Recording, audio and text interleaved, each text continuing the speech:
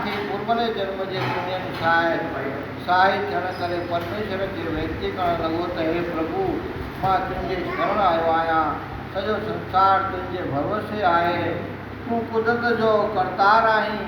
हे दीनानाथ, मुंहिंजी हिन आपदा जे वक़्त में अची रक्षा करियो। तव्हांजी कृपा सां संसारी जीव चेतन थियनि था।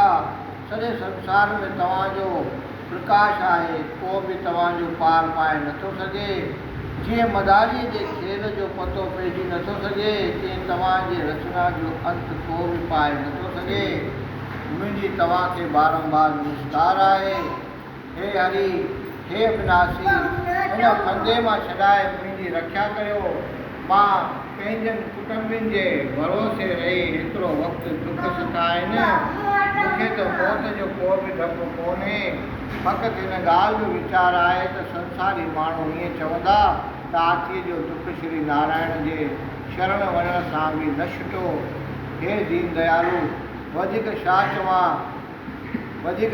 चवां, तव्हां ख़ुदि ॼाणहार आहियो।